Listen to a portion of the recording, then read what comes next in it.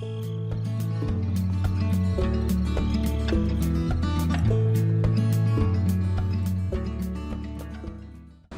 Kavakis here for My Take, and today I'm going to start a short series of videos where we take a second look at some of the releases that Brooklin has offered us over the last few years or so. These are models that might have attracted a lot of attention when they first came out, but for whatever reason you might not have added it to your collection. So today we're going to take a look at the 1954 Willis Aero Ace two-door sedan. So the first thing I want to talk to you about is that name, because we've heard it's called Willys, some people call it Willis, whatever.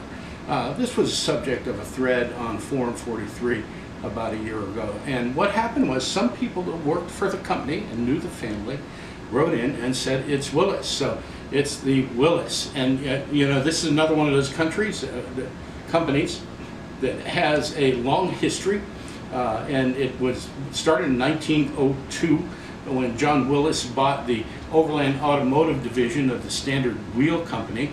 And from 1902 all the way up through 1918, they were the second largest producer of cars in the United States, right behind Ford. So they did well.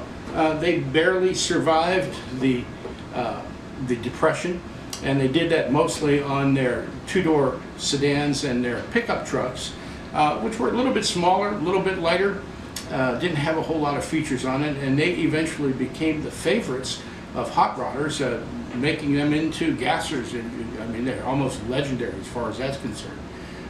They won, I think something that saved the company was that they won the contract to build the U.S. Army utility vehicle for World War II, which eventually became the Jeep. Of course, we've got a long history with that. After the war, they produced a car called a CJ2A, which was the first four-wheel drive station wagon, kind of the ancient ancestor of all of the utility vehicles we see out on the road today. And in 1952, they re-entered the passenger car market with the Willis Aero. So there were three different trims. The two-door sedans came in Eagle, Wing, and Ace levels of trim. The great thing about it was they were advertised as a economy car, very fuel efficient, and they were. But because they were small, because they were light, if you got the 226 cubic inch L-head 6-cylinder in it, it had the best power to weight ratio of any car built in the United States between 1952 and I think 1955 or so. So it was just a little hot rod, and Brooklin has given us the model of the two-door. And so the first thing I want to point out to it, we'll put it on the turntable, take a look at it. The first thing I want to point out is just the paint. And boy, this is another one of those that if you can't see it in person, you don't realize what a fantastic job they've done laying down the paint. It's a poly in a dark gray with a white roof. It's just beautiful. It's radiant. The fleck in the paint is to scale. They've done a great job with that. The chrome, lustrous, deep. This one does not have lenses in the front.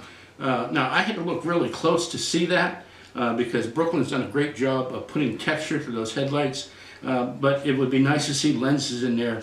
The tail lights are picked out rather nicely by paint. The trim on the sides, the door handles, they're beautiful. They're to scale. The trim around the vent windows is good. The interior is, you know, they've done a nice job with the interior. The texture on the seats is good. The dash is decent. Steering wheel is fairly generic. I'd like to see a bit more jewelry on the interior. You know, door handles on the inside, that sort of thing. Maybe the dash picked out a little bit better. But I got to say that for the price point on this, which is under $200, it's a really nice model. It's really well done. So I like the model. Let's go to the 5-star rating to see how it works out. So as far as fidelity, I'm going to give it a 5. It's a very faithful copy of the car. Trim, lensing, badging. Badging could be better. You know, it's again, it's not completely picked out in all areas. So I'm going to give it a 3 on lensing and badging and trim. Color is 5. Paint is beautiful. The interior detail, I'm going to give it a 3. Wheels and tires, 5. I didn't get a chance to talk about the wheels and tires. It's hard to get 1/43 wheel covers and tires that look good, and they've just done a magnificent job on these. They're well picked out, even down to the little red dot in the middle. They look just like the 1/1 wheels. So I'm going to give wheels and tires a 5. Value at under $200 is a solid 4.